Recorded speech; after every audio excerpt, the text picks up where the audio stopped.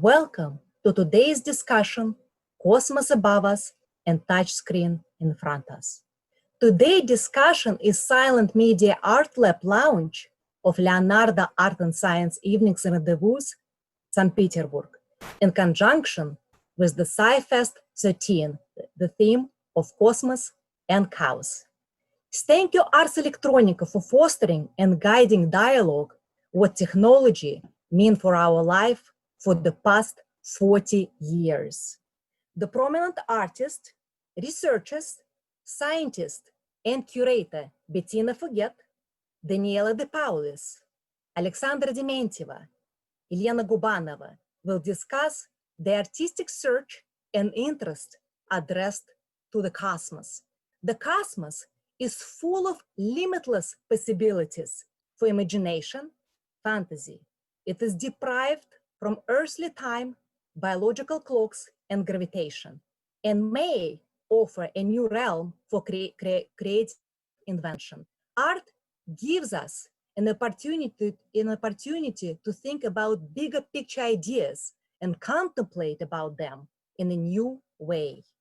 Cosmos may inspire artists to question and think differently about who we are, where do we come from, where are we going, and is there anyone else out there? Today's conversation will touch upon the relation between the viewer and the artwork, pushing the boundaries of our senses to explore electroperception and electromagnetic waves. What are the physical, sensorial aspects of artwork? How do we fulfill our need for a tangible experience in the future? What role immateriality of the artwork and physical characteristics of artwork play? What new material Cosmos may offer and new ways of thinking about our perception of time and space. Our first presenter, Bettina Forget. She is multidisciplinary artist, educator, researcher, director of SETI Institute Artist in Residence program. Bettina's creative process explores the subject of astronomy, astrobiology, science fiction, and feminism. What made you decide to tackle these subjects? Tell us a little bit about yourself. Hello, everyone, and I'm so delighted to be part of this talented panel. Looking forward to our discussion. So I am, my life is at the intersection of art and science. I'm a painter, artist, multidisciplinary artist, but also an amateur astronomer. Because I live downtown Montreal, Canada, I often, when I do observing of the night sky, I watch the moon. So if you click on this slide, you will see this beautiful full rotation of the moon. Because we only ever see one side of it, this reminds us that we're looking at a globe. And when I look at this globe through my telescope, I notice that all the craters on the moon are actually named after people. But out of all of these people, only 1.9% are named after women. So I decided to do something about this underrepresentation of women by highlighting the women and highlighting the problem at the same time. So this is a series of drawings of the 30 moon craters that are named after women. These are a couple of them. So it's graphite and black acrylic. This was exhibited both at art galleries and planetariums and was a great point for conversations about the place of women in science. And after the series was finished, I decided to go into 3D printing because I wanted to hold the moon crater in my hand. And also because this series is called Women with Impact, the impact is created when an object hits the lunar surface and makes a void in the regolith. And this void also stands as a metaphor for the underrepresentation of women in science. So I had this idea that developed after I started 3D printing these craters, that I could do, like, you know, a crater is an innie, I could do an outie, I could do a stamp, include it in a shoe sole, and then walk with it and create moon craters as I'm walking. And I decided I should not do this walk on my own. I should invite other women to also go on this walk. So I'm inviting famous astronomers, female astronomers active in astronomy, astrobiology, also at the SETI Institute, to take meditative walks wearing these shoe soles and to contemplate where we've come from, where we're going as women, where we're going as humans, and how we are going from the Earth to the moon and into the cosmos. And that project is called One Small Step. So it's not just one small step for humankind, but also reminding us that it also will be a small step for womankind. Thank you so much, Bettina, for such insightful look into your art processes. Our next presenter is Daniela De Paulis, a former contemporary dancer, transdisciplinary artist, licensed radio operator, and trained radio telescope operator. She is a member of the Permanent International SETI Committee.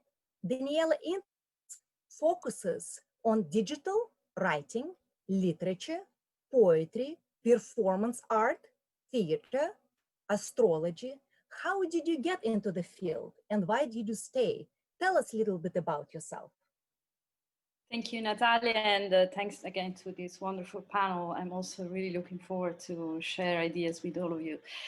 I think you already framed quite well my history. I am a former contemporary dancer, and this really informed my current work.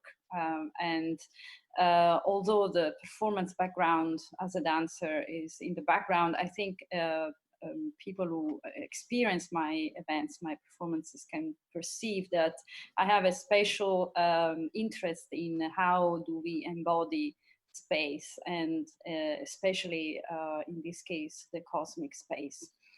In 2009, I started working with radio technologies, which are part of the radio waves are part of the electromagnetic spectrum. And this really changed my concept of embodiment, which is still very strong in my work, but it really led me to conceptualize this practice and research in a more philosophical way. So I'm particularly interested in how the mind and body dualism is somehow really an important philosophical aspect of how do we understand the cosmic space.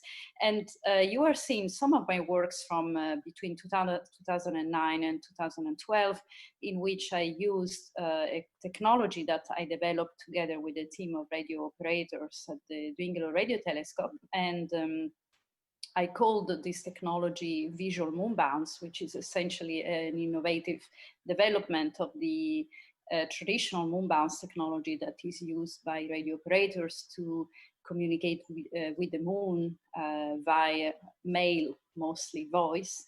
And I use this technology in a visual form, sending visualized thoughts into space. And here you see my studio. The studio has really been my base for 10 years until 2019 at the Dwingelo Radio Telescope, where I also developed this project called COGITO in Space, where I send brainwaves into space, while the participant sees a video of the Earth seen from space. So this project, I think, really delved into the question of embodiment in our perception, understanding of the cosmos. And the core of the question is how do we make sense of these images that we are exposed to on a daily basis of exoplanets or other celestial bodies? How do we make sense of it? Is this purely intellectual understanding of knowledge, or how can we embody these foreign bodies? And how is this creating a new form of perhaps dualism? And so this is one of the core questions. And here you see also images of the performance of COGITO in Space in 2019. And I'm now developing this project, moving from the human brainwaves into other sentient beings consciousness, awareness, whatever we would like to call it. So I'm delving into this question of consciousness and how do we, and the extended mind. So what is the limit? What is the boundary of our physical presence on Earth in the cosmos? And I think this is a beautiful image to close the blue marble image, the Earth seen from space, which is the most widely shared image in the history of humankind. Thank you so much for your insightful presentation. Our next speaker is Alexandra Dementieva. She is multidisciplinary artist and professor at the Royal Academy of Arts in Brussels, Belgium. Over 20 years, you're practicing and involved in digital media art. What made you to decide to tackle this subject? Please tell us a little bit about yourself. Alexandra. Thank you very much for having me on this wonderful panel. I really like to be in this fantastic company. Thank you, Natasha, for your question. So I would like to be short just to say that Cosmos in general, it was one of the main points in questioning what people think and how they involve in this world. So when I was a child, I always was asking myself what the adults are thinking.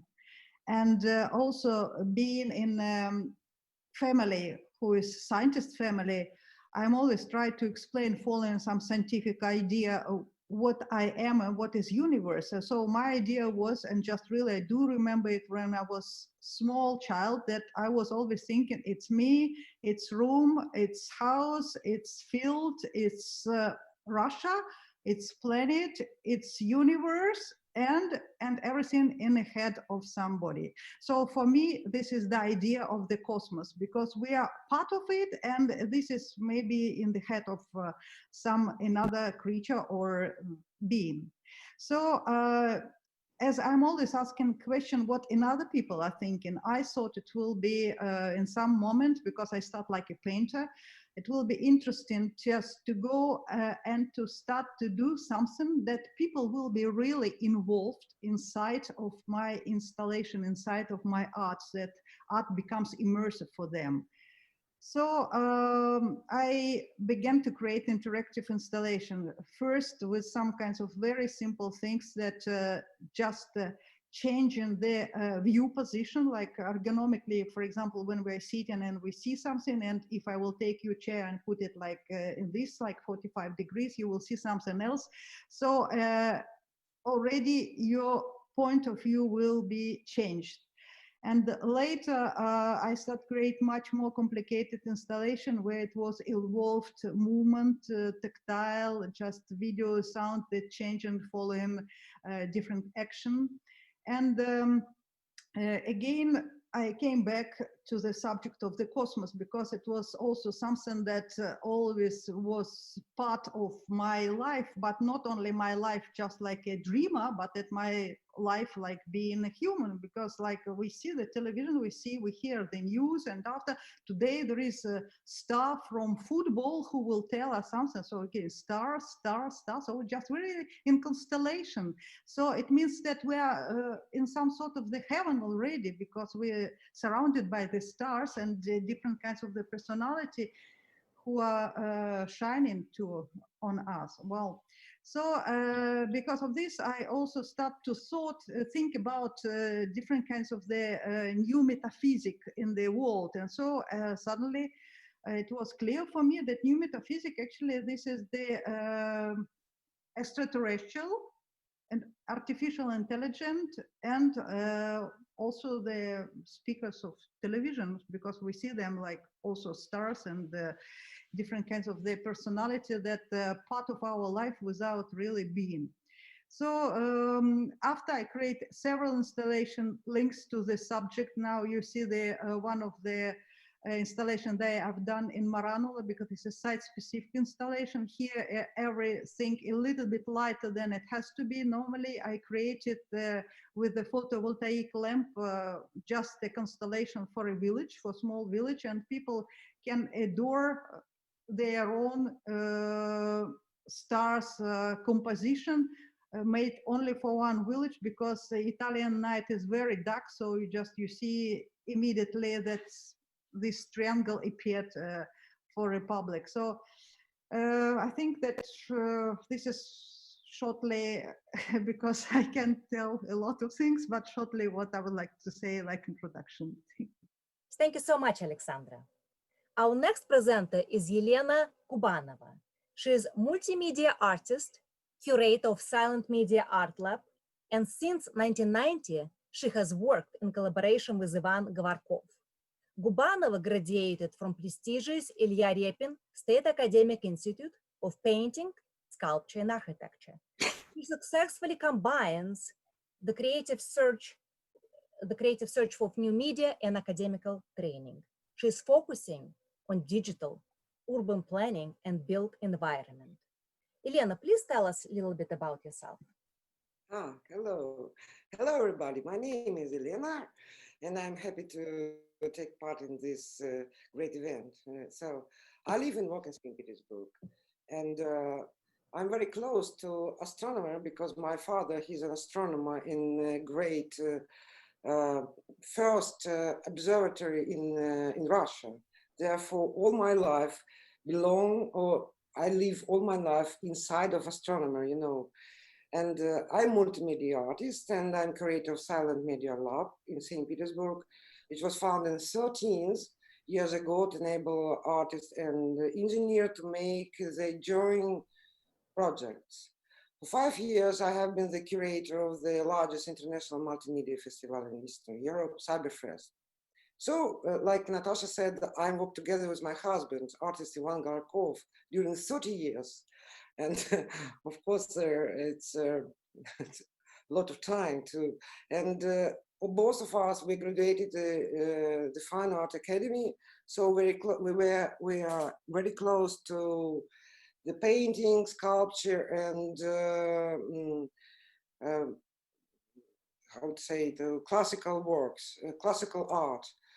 So, and therefore, for me, and a very important question is a borderline where the art meets technology. There's a border of the share of the influence and share of the concessions, and what will be the satellite in that story, art or technology, because both of the part is they have the own concept and own rules. So as for us, we express our reflection on science and philosophical ideas through the combination of art with engineering, solution, and technology. This symbiosis for the classical in the modernist sense, image and emotions with technical solution is very important for our works. For example, in the project Danae, we combined mythological art, art history,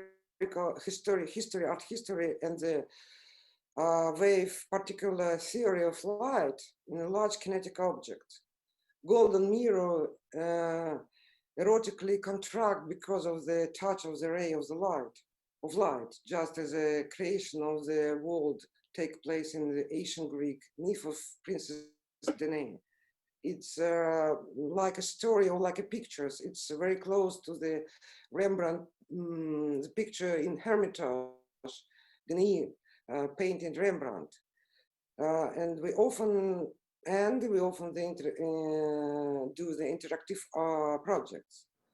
I think the viewers can understand the meaning of the world only after receiving the emotional impressions from the action. And it is important for me to include the viewers with their mentality and memory in the site-specific installation.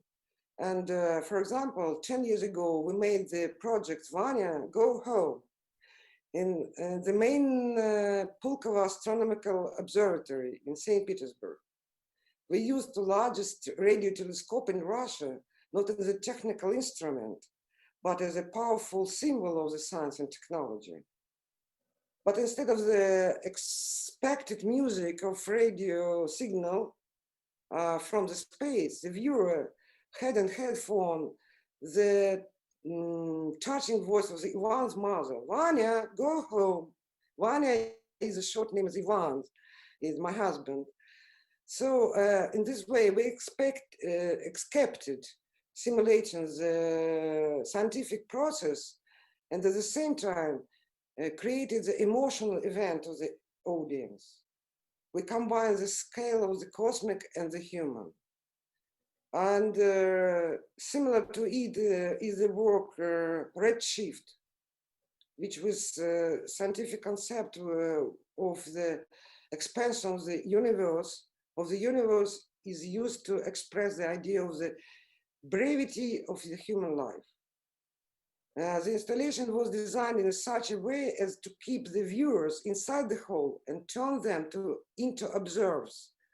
In the red-flooded hall of the old Venetian palace, we placed video projection dedicated to the astronomical processing as geometric shape. The viewer watched and dissolved in abstract space of painting, referring to the Russian avant-garde paint. And it was important that the viewers saw the slow movement of the sunspots, and through the spy they observed, they felt the movement of the earth and sun. So I show works which develop the idea that a person cannot constantly think about the expanding universe all his life, but thanks art is able to feel the global nature of the world in its own life. So, thank you so much, Elena.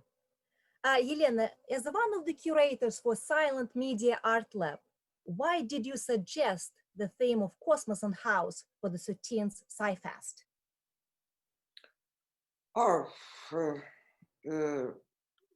We just a moment. So, something happened with my screen. Wow. Sure. So, our International Festival of Media Art CYBERFEST will be held on 13th time in 2021. Of course, an important reason that we have chosen the name of the next CYBERFEST, Space and Chaos, is the anniversary of the first manned flight into space by Yuri Gagarin. It will be next years, and we are very glad to celebrate this. And when Gagarin flew around the Earth, people were more romantic in relation to space. But now I think the attitude to space is now more pragmatic, because we know everything about space, and we start to close this for us, because we have no possibility to move far and far and far. And following this theme of the next festival is inspired by the word of the Greek philosopher Heraclitus. I like it very much that the waking have one common cosmos, but the sleeping turn aside into a cosmos of their own. So every time we offer artists aboard presentation theme, and we believe that in contemporary art, almost all works have multiple meanings. So refers the great Russian poet Pushkin, maybe you know. So everything that spenters in us with dress conceals enchantment for us. If the cosmos was founded from the outside, this means that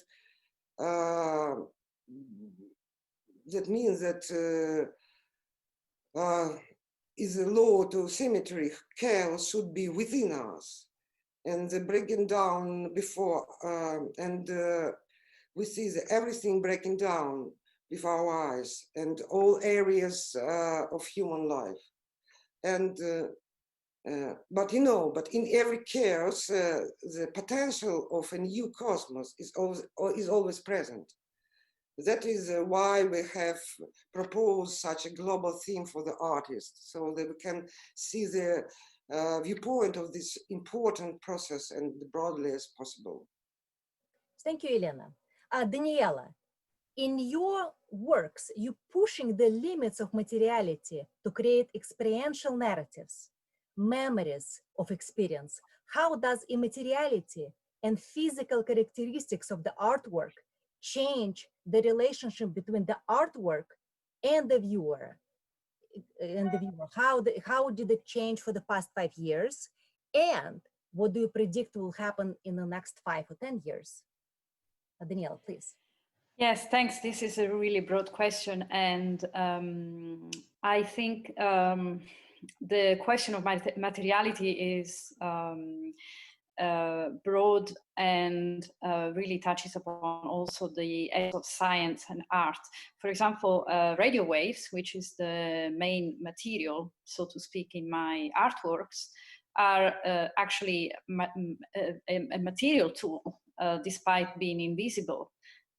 For the scientists, this is a fact that also when we do Moonbounce, these radio waves actually touch the surface of the moon and even make a small impact on the moon's surface by heating up the surface for a very short moment of time. So here what we see, I think it's more like a different kind of materiality other than what we are used to see with our senses or perceive with our senses. So indeed, I think this kind of artwork that deals with the invisible attempts to really widen the perception of the viewer. So I'm suggesting that what is material is not just what is visible, and that our mind is very much limited to somehow perceive just what our senses are trained by evolution to perceive for our survival. And yet there is a wide sort of matter, or not antimatter, whatever we want to call it, that is not perceivable. So how can we trust our mind? How much can we trust our mind? And this is really one of the questions also I address in my work, which is also informed by philosophy of mind, and especially Thomas Nagel, who really question how can our mind perceive what is larger than itself. So we have this compulsory need to know as humans what is larger than ourselves, and this is very much part of being human.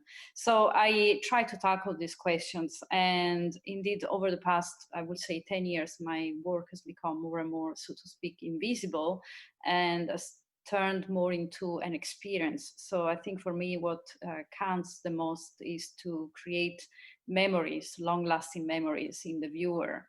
And I'm also very inspired by the cosmism, by Solaris, for example, and I know we can talk forever about this. So I think I will wrap up the question here, and feel free to ask me more later if you wish. Thank you so much, Daniela. Alexandra, your main focus is the role of the viewer and interaction with the artwork. Your installation provokes the viewer's involvement and allows the hidden mechanisms of human behavior to be revealed. Our communications capacities depends on our perception senses. We can train our senses to expand our world around us. On the other hand, we can use the new technological devices which you use in your works to enlarge our sensorial capacities. What is your perception of this new viewer? How do you think it changed in the past 5 years? And what are your predictions for the next 5 to 10 years? Alexandra?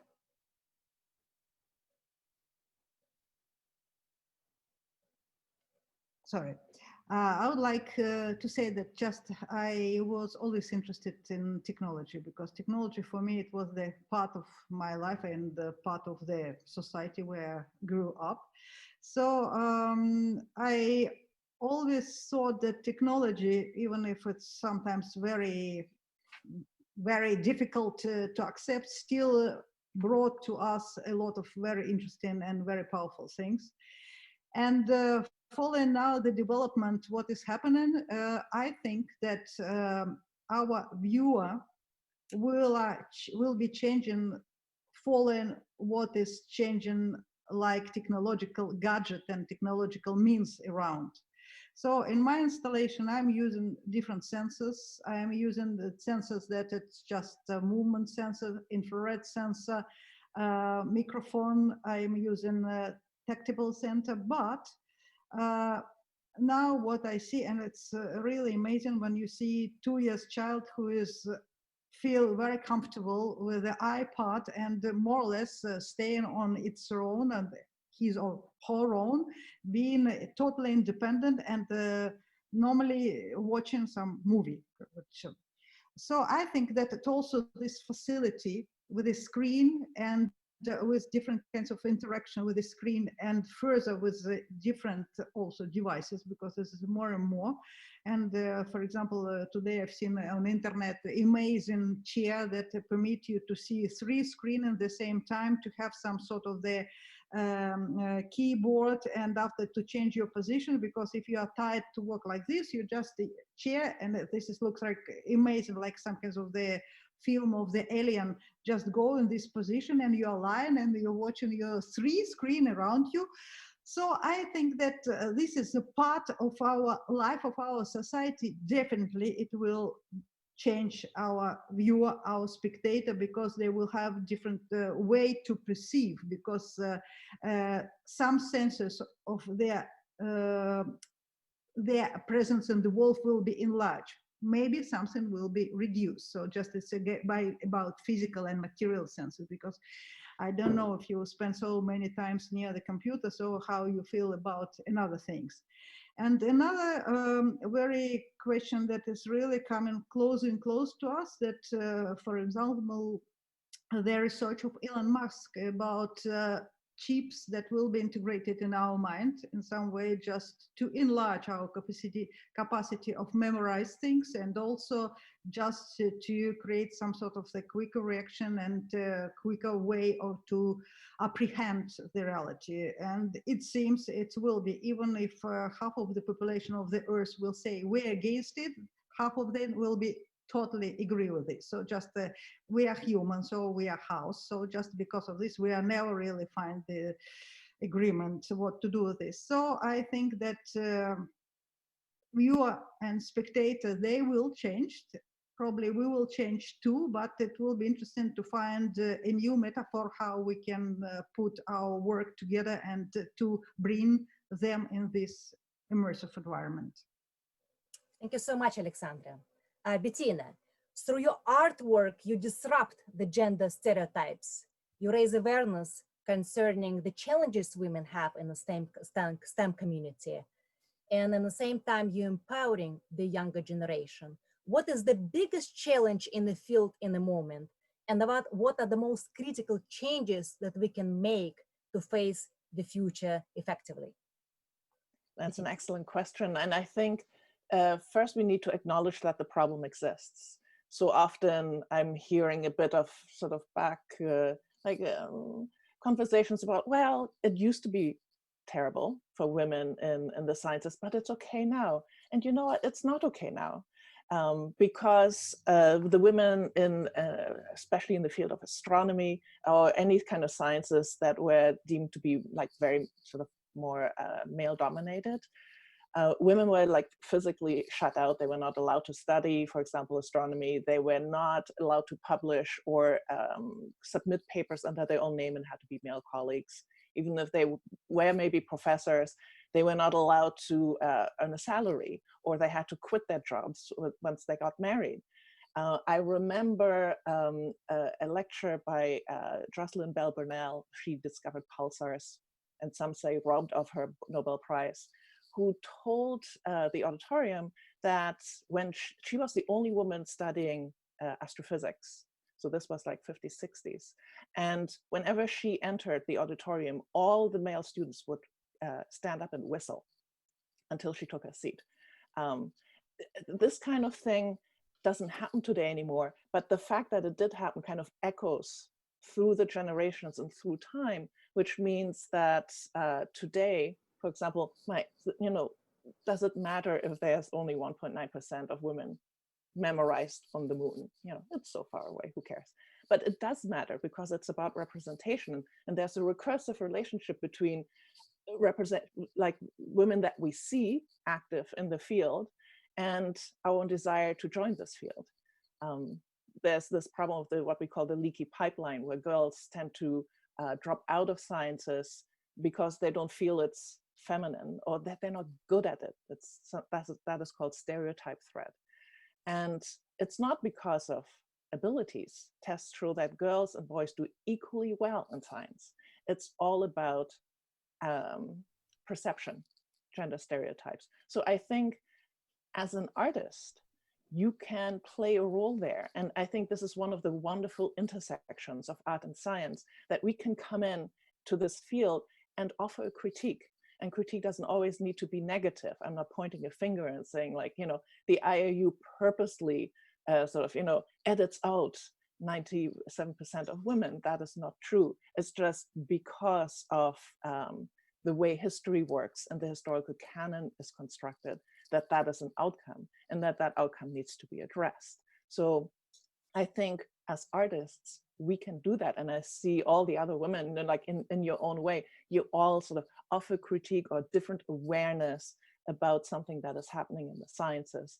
So I'm hoping that there's a positive effect, and showing these works, like the Women with Impact series, is really lovely, especially at the planetarium, because people don't come in there for art. They're going like, oh, contemporary art's not for us. They're just going there to watch the moon and the sky show. And they're seeing artworks, and I'm getting texts and Instagram messages like, this was so great. We took our girls there, and girls texting me, it's like, this is amazing. So I can see that there's an impact again. And then doing the One Small Step project, I'm getting the actual women involved. Now they are making art, right? So this is more of an intersection of art and science. And it kind of tucks into what Daniela was also saying about being embodied, right? So I'm distributing the artistic experience away from me as artist, and also letting other people be co-creators and experience something. So they're walking, it's a meditative walk. You're making impacts yourself, and so it's reflective. And ideally, I would have everybody in the world have one of those shoe soles, and they can go on their own walks and make moon craters. I love that Daniela's radio waves make little impacts on the moon. That's another woman making an impact. And that is all women here talking about the cosmos. So I think the more we are foregrounding these conversations, we can sort of shift the needle slightly, peu à peu, until we get into a place where there's more equity in the field of science overall. And basically, like I said, let's acknowledge that the problem exists. Thank you so much, Bettina. Ilya Kabakov, in conversation with Anthony Hagen-Guest, said, whoever said that sitting at home for 3 months is boring? Just opposite. Endless possibilities. You can finally meet the person you never had time to meet before, yourself. A COVID-19 pandemic, isolation, return to physical work, change us all. What is the biggest challenge in your art process at the moment, Bettina? What's the biggest challenge in the moonwalking? The moonwalking was supposed to be a documentary. I was going to go and film these women going on their walks, and now I can't travel. It's like, this is a major snag, right? So, but actually, it forced me to reinvent the project and saying, I don't need to be there. These are smart women. Scientists may not be trained cinematographers, but isn't it wonderful that by their own way of documenting and reflecting, it involves them much more in the art project. So by sort of instigating these meditative walks and having sort of these astronomers turn into artists, I think the project actually got better. So I'm so thank you, Virus. This is now a better art project. So I think as artists, we are especially well equipped to deal with speed bumps, hurdles, and uncertainty, because that's, that is where we live. We live with uncertainty. If you're not uncertain, you're not being creative, because then you're just repeating something that you've done before. And I think even cutting edge scientists are there as well, especially at the SETI Institute, where you're looking for alien life and you're looking for something, you have no idea what that is. You're searching for something you can't conceive of. So they're also actually very creative and live with uncertainty. So again, there's a nice intersection that's happening there as well. So that is something that we can exploit in this time, and so reinvent ourselves and maybe meet ourselves. I really love that quote. Thank you, Bettina. And Daniela, what it was like for you, for your art processes? How did it change? How did you change your art making and art thinking?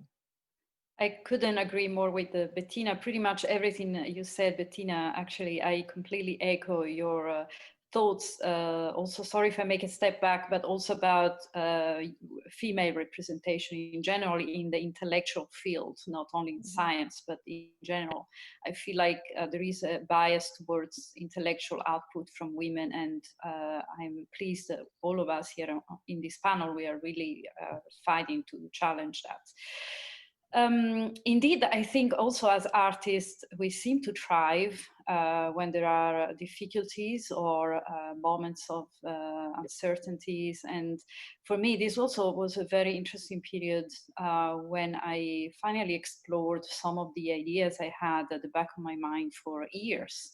And I started a new project that I also described in the paper for the CYBERFEST, and so I really took some of the ideas that were dispersed in my mind. I finally created a thread for these ideas, and channeling them out and making them happen remotely, because indeed you can do a lot nowadays just virtually. And I think this also is very much connected with the way I work, which is in general using the global community and also exploring the possibilities of collaborating with people, involving them directly, just like Bettina. So it is really creating, I think, for all of us, great opportunities to work on a global scale. And I see this happening a lot in this community, Leonardo community, the amazing amount of activities that they've been organizing over the past few months to bring the art and science community together. I think that's a great example for all of us to see how much more we can get to know each other. I've met a lot of artists directly thanks to this pandemic. I've never had the opportunity to talk to them, and finally here it is, a window to the world, thanks to technology and the willingness of people to keep being social and share ideas, culture, and everything. Thank you so much, Daniela. And Alexandra, how did it challenge or inspired your art processes? This isolation, pandemic, and coming back to the physical world. Well, actually, I was quite inspired, honestly, and just I can join Bettina and Danielle because I have suddenly a lot of time. Secondly, being always thinking about cosmos, some moment I do understand immediately that I'm probably in some spaceship going somewhere, but I'm alone, but I still can communicate. So suddenly, and it's true, my communication, it was much more intense than normally, because it's not only because of me, but some people calling, asking.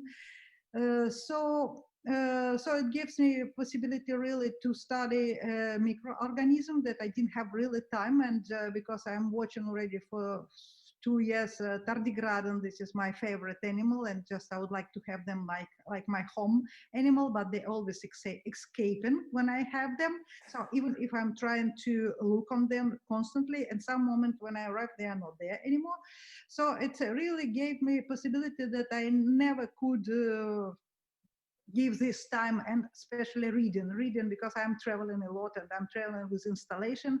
And traveling with installation, it means that I'm not only bringing installation, but I'm mounting the installation to be sure that everything is working. And it only last 5-6 years it's possible to have technical support really on the place, because otherwise you arrive and after I remember it was a long time ago in Brazil, I was mounting my installation. It was like a team of men looking at me. So just, and after one of them, like 15 minutes arrived and said, "It's you who have done it?" Yes, this is some kinds of the story, you know. I stopped travel and I found myself home, and I had a lot of time, just like Bettina, your moon is fantastic, because I always constantly make a photo of it, and I'm very jealous to have all this around, because I cannot do it, but maybe next step it will be, because I'm well prepared to go to the space, in the spaceship, even maybe alone. So it was practically very, very interesting period, and yeah. Thank you, Alexandra. And Elena, how did it influence your process? I know that Cyland Media Art Lab initiated special video series like 101 working installation. Elena? Thank you, Natalia. Yes, you're right. We organized the video program, and we invited artists to take part in this program all over the world, our friends and artists from Russia and artists abroad, and international project. And they sent us very interesting short video how they spend this time alone in the studio or in the summer house. You know that many Russian artists have some summer house at very, very, very famous, spend time in Russia to in the garden to grow some vegetables and to handling mushrooms. And so it's very, very interesting projects was. And as for me, I tried to be observer inside in my home, and I observe time to time and step by step. I observe everything inside of my home, so inside myself. And I made some small video how to observe the moving earth and through the sun if you lie on the sofa. So it's it's only one screen with a carpet and moving the sun spots through this carpet all day. So you can lie and to be in cosmos. So like something like that. And our audience is asking a question, isn't also the space encompasses uncertainty? Is this where the door open for the artist? Does it open the door for the artist? And so our relationship where in space you just one-on-one. So how does it open the door for the artist? It's for me question. No, I'm sorry. Or if anyone would like to respond, Daniela? Yes, I think the first word I caught is space. I think it's very subjective. The space and uncertainty. So yes, I think the core element for me here is the word space, because I think it's the perception of space is very subjective. So what, for example, for me, space also involves cosmic space. I see no particular division or boundary between myself and cosmic space. I think this is a word that for every person means something. Yes, space and uncertainty. So I think indeed, poetically, space, of course, includes uncertainty. And I think, again, these are really, space and uncertainty is really something that applies subjectively. And I think it's a really a very interesting ground for artists in general. Bettina, would you like to add something to the uncertainty of the space? Yes, this is a very good question. And I think there's a little echo. We talked earlier about space exploration used to be such a positive thing. We were all like, when we were in the space race, it was a utopia, and now it's become more of a dystopia because it is so uncertain. We don't know what we're going to find up there. We don't know, like I said about aliens, what is even a life form? We don't even know on Earth how we define life, really. Is it carbon-based? It could not be. So everything, as soon as you step off this planet, everything becomes uncertain. And yes, absolutely, I think we need imagination, because if you don't have good imagination, you can't ask interesting research questions. So the really interesting scientists, they are a little bit like artists, because they need to go like, what is the thing that had happened thought of? Especially if we're thinking about space, we cannot be anthropocentric. We cannot always go like, well, aliens obviously have like, 2 arms and they have eyes. What's fun about looking at radio waves is this is completely outside our spectrum, but maybe another life form only functions in that space. So we need to sort of get out of ourselves and imagine ourselves like in space, different gravities, different temperatures. This is really an artist's job. So you guys need us, you scientists. And Alexandra, your thoughts on uncertainty and the space? Well, actually, I like the idea of uncertainty because, again, just like to join, it's very creative. Because if you have so many questions, you look for an answer, and you look for an answer, and this is a process that also become very powerful. Because in this case, if you will find the right answer, so just after it will be another question, but it will be some sort of the overcoming some kinds of the obstacles. And I like the idea that we will meet maybe one day somebody intelligence that will be able to communicate with us, but in the same time I think maybe we will not.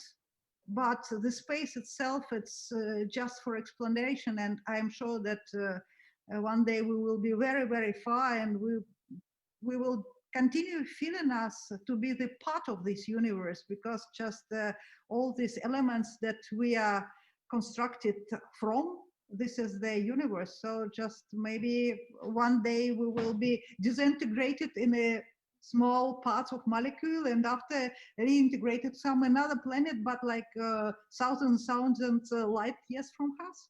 So who knows?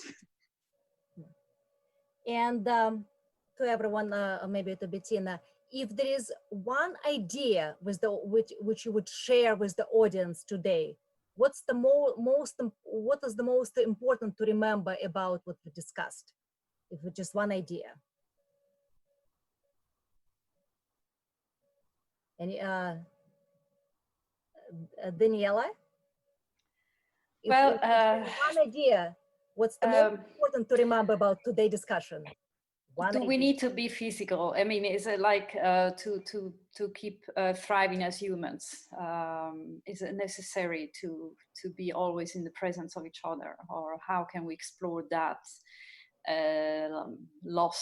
temporary loss, in a creative, exciting way?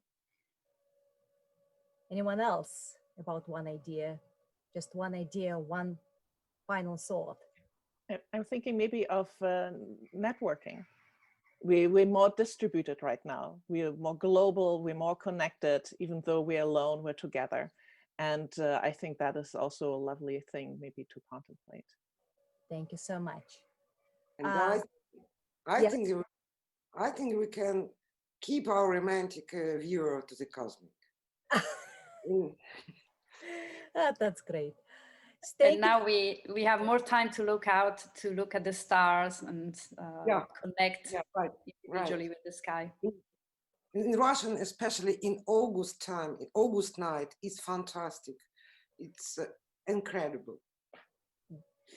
Thank you so much, Bettina Forget, Daniela De Paulis, Alexandra Dementieva, and Elena Gubanova for sharing your thoughts and perspective on your art practices with us today.